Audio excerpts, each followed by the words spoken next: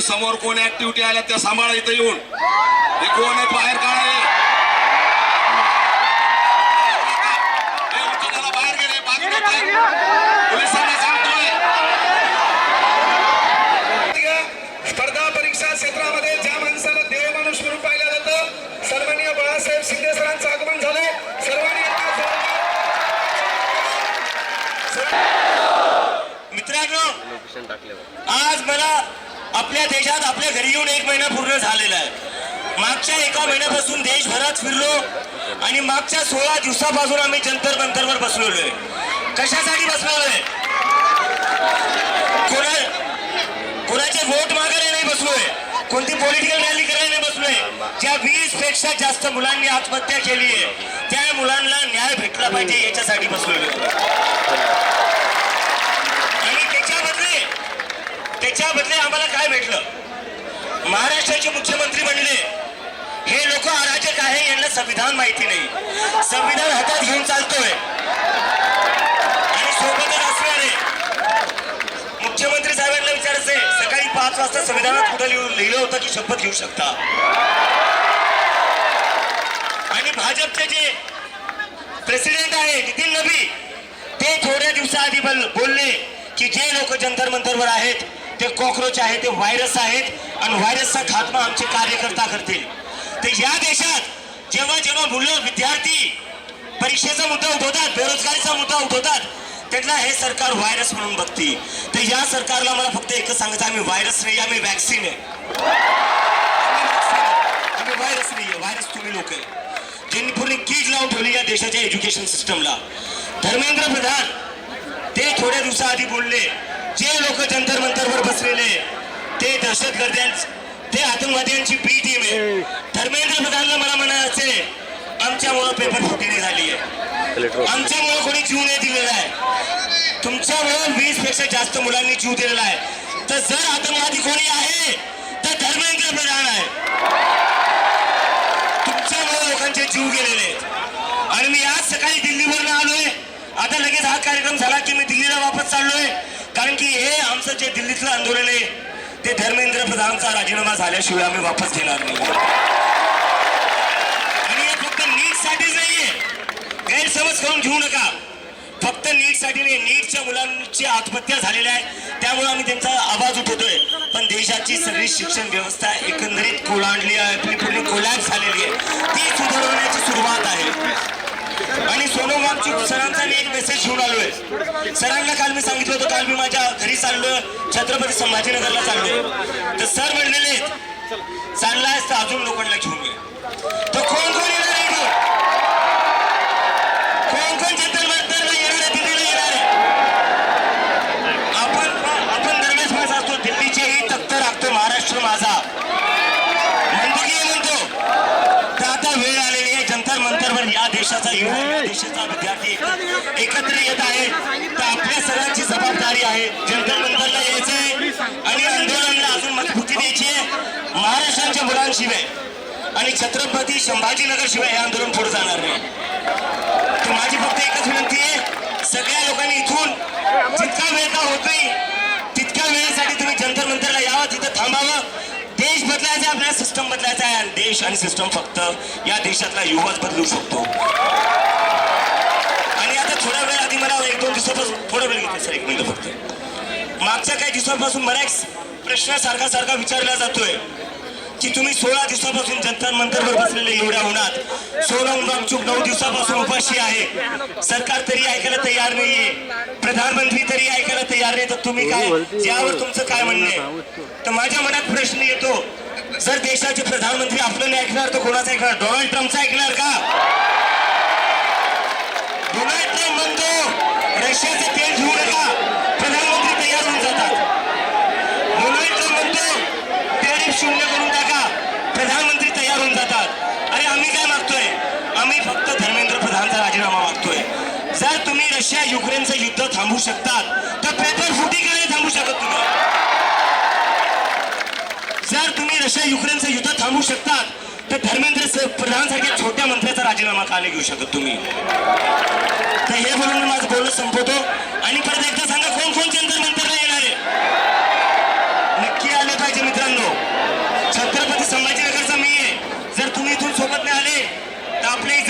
प्रश्न आहे आता.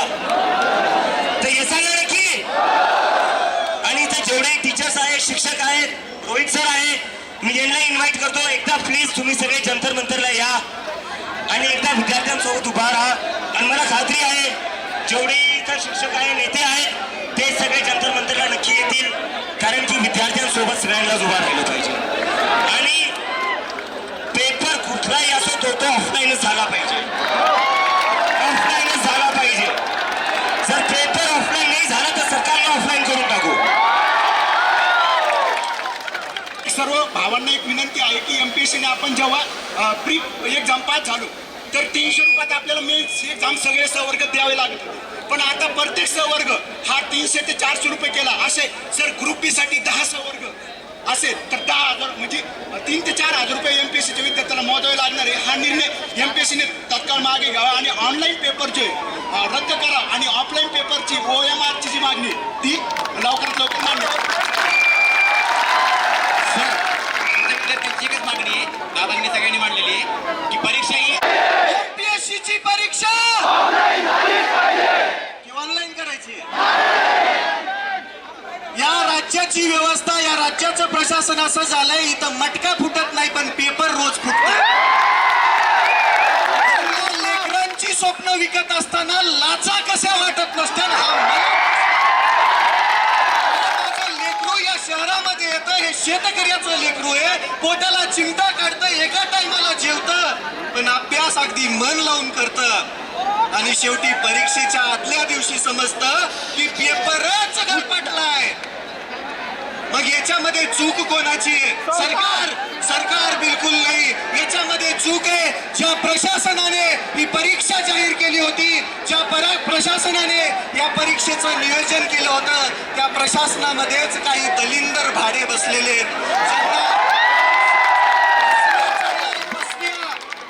त्यांच्यावरती सगळ्यात पहिली कारवाई करून या दलिंदरांना जन्मठेपेची शिक्षा झाली पाहिजे. काय जन्मठेपेची शिक्षा झाली पाहिजे.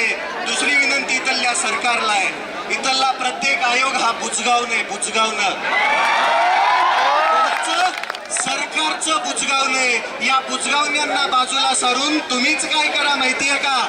ते एमपीएससीचा आयोग आहे ना, तो बरखास्त करा आणि तुम्ही जे पेपर दुसऱ्याला देता का घ्यायला, त्यांनाच द्या की एकदाच.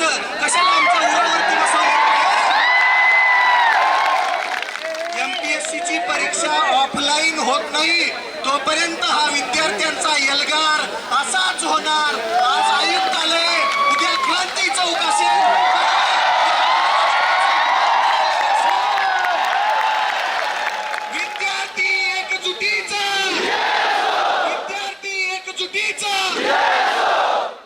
ही आहे क्रांतीची जागा, छत्रपती संभाजीनगर.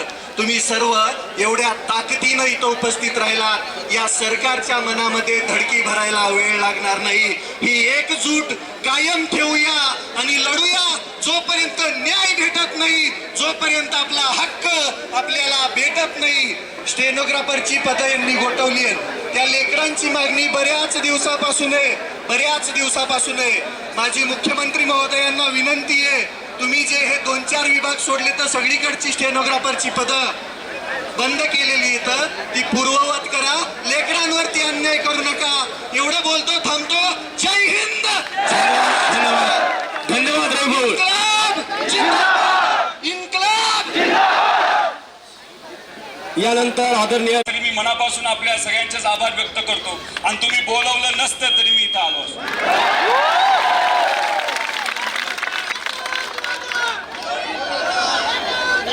या छत्रपती संभाजीनगर याच्याबद्दल, या शहराबद्दल जेव्हा आपण विचार करतो, या नावाबद्दल जेव्हा विचार करतो, आपल्या सगळ्यांना संघर्ष दिसतो. छत्रपती संभाजी राजांनी परप्रांतीयांचं आपल्या स्वराज्यावर जे काय आक्रमण होत होतं त्याच्या विरोधात लढा उभारला, संघर्ष केला. आपल्या जवळच्या लोकांनी गद्दारी केली. आपल्या सिस्टमच्या विरोधात सुद्धा त्यांना संघर्ष करावा लागला. तसंच तुमची परिस्थिती आहे. हे जे पेपर फोडणारे लोक आहेत ते सत्तेतले लोक आहेत. त्यांना आपण परप्रांतीय बोलायला काही हरकत नाही.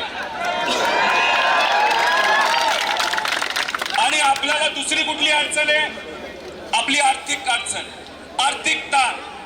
आपले आई वडील कष्ट करतात, शेतामध्ये राबतात, शेती करतात, मजुरी करतात, कसा तरी पैसा गोळा करतात आणि त्यातून कशी तरी तुम्ही फी देता.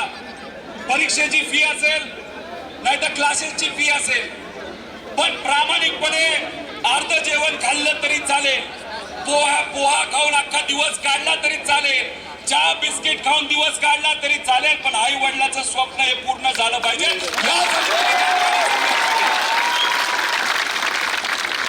आता कशासाठी आपण रस्त्यावर आलोय? बघा, हा निर्णय MPSCचा निर्णय बघितलाय का? बर मला सांगा, लहानपणीपासून आपण LKG मध्ये असताना आपले आई वडील नाही तर शिक्षक आपल्याला शिकवतात. काय शिकवतात? लहानपणी घ्या नाही तर जलमल्या का? बर आपला आकडा एक मागणी वाढत गेली तिथं संपायचं नाही आपल्याला, तिथं पोलीस जातील कोम्यात. मला सांगा, आपले जे कुठले आकडे, तो आकडा कुठल्या नंबर पासून सुरू होतो? 1 नंबर. आणि MPSCचा निर्णय जर बघितला 2 नंबर पासून सुरू झाले. म्हणजे निर्णय देत असताना सुद्धा त्याच्यामध्ये 2 नंबरी केली असं मला वाटतं. त्याच्यानंतर तुम्ही पूर्ण अभ्यास केला, शेवटच्या पानावर कोणाची सही आहे?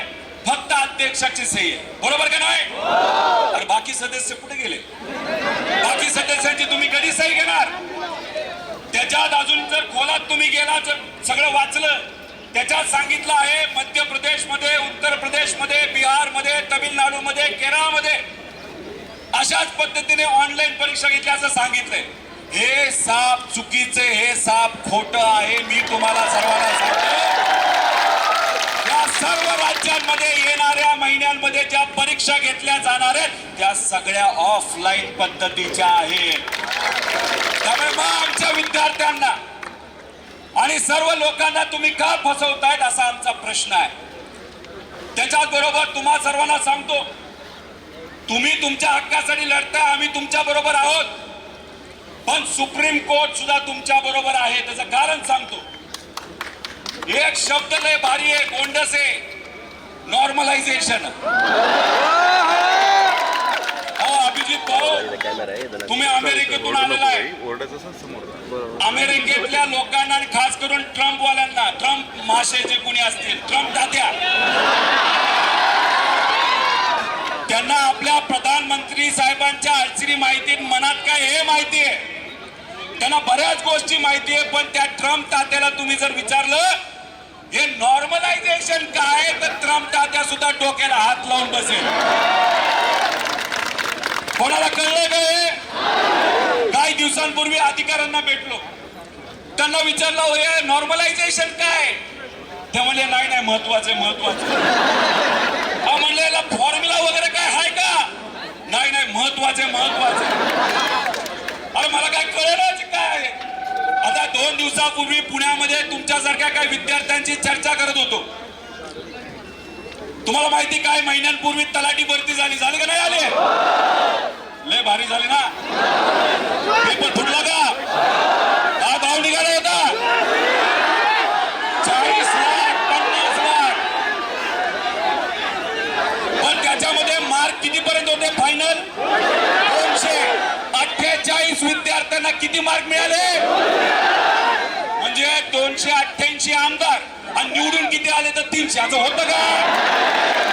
आता याच्यात एक विद्यार्थी माझ्याशी बोलत होता. काय बोलला?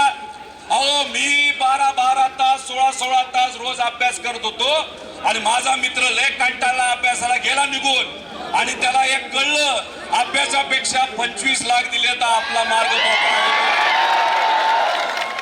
आणि पैसे दिले आणि हा मात्र बिचारा नापास झाला. अभ्यास न करणारा 25 लाख रुपये देऊन पास झाला, अशी परिस्थिती आहे.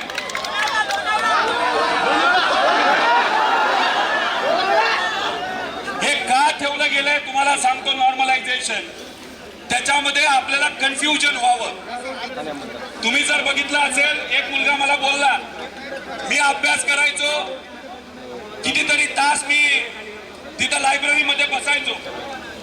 मला मार्क पडले 92 आणि नॉर्मलायझेशनली ते झाले 110. आणि माझा भाऊ पुस्तक सुद्धा उघडत नव्हता, तो बसायचा दुकानावर आणि वेळ आहे म्हणून दिली परीक्षा. त्याला मिळाले 80 आणि नॉर्मलायझेशनच्या नंतर तो गेला 160च्या पुढे. काय जेव्हा तुम्ही ओएमआर म्हणतात ना, त्या परीक्षेमध्ये ब्लॅक अँड व्हाईट असतं सगळं, बरोबर का नाही? त्याच्यात कुणी गणवागणवी करू शकतं का? गेल्या 25 वर्षामध्ये एमपीएससीचा एक तरी पेपर फुटलाय का? आणि मग तशा पद्धतीने त्या ठिकाणी जर तुमच्यावर अन्याय झाला तर तुम्ही तुमचा कागद आन्सर शीट घेऊन कोर्टामध्ये जाऊ शकता, आयोगामध्ये जाऊ शकता. जाता का नाही जाऊ शकत? पण मग काय त्याला पर्याय काढून यांनी नॉर्मलायझेशनचं एक मोठं काहीतरी कॉन्सेप्ट आणले. आणि मग त्याच्या मागे लपून ज्या लोकांकडनं पैसे आले, ज्या लोक आपल्या विचाराचे आहेत, अशा लोकांना आत घेतलं जातं, दाखवलं जातं की नॉर्मलायझेशन झाल्यामुळे त्यांना जास्त मार्क पडले. अन्यायकारक आहे का नाही?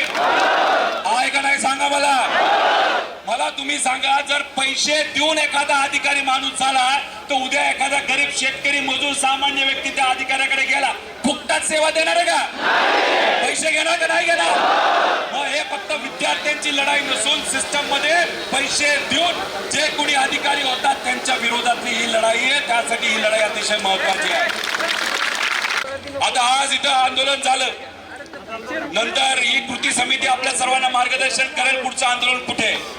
पण मला असं वाटतं त्याच्या आधी एक स्टॉप आपण पुण्याला घेऊया. पुण्याला घेऊया ना. आता वारी कधी संपते पुरी? 24 तारखेला 24.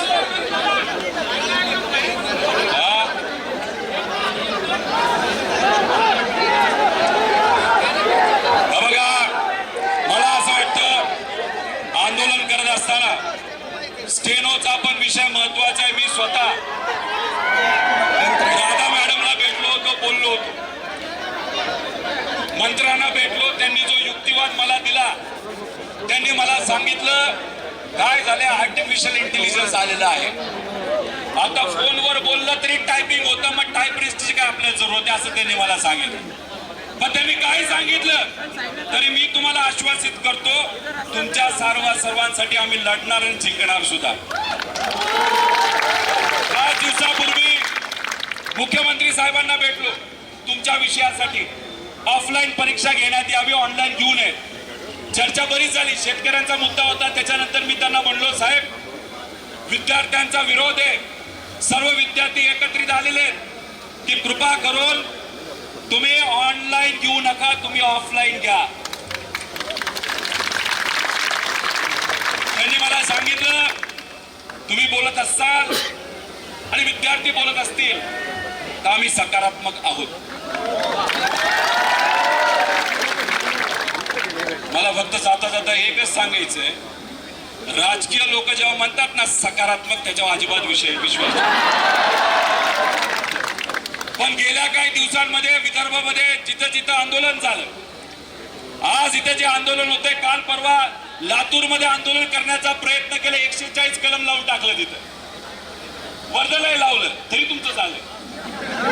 आता पोलीस प्रशासनाला आणि सीएम साहेबांना आणि मंत्र्यांना पण सांगतो, पुढचं आंदोलन हे सर्व विद्यार्थी पुण्याला घेतील.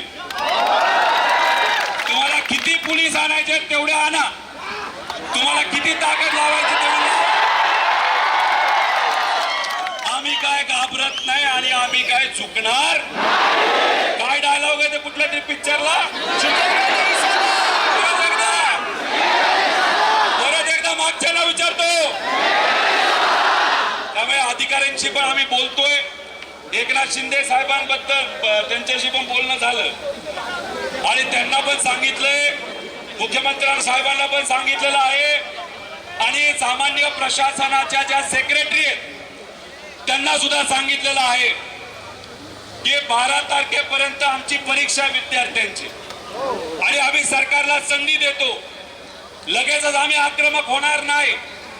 आम्ही शांततेत गोडीत सांगतो पण आमच्या 12 तारखेच्या परीक्षा होऊस तर तुम्ही हे ऑनलाईन प्रकरण बंद नाही केलं तर मग सगळंच संपेल तुमचं, तुम्हाला परवडणार नाही.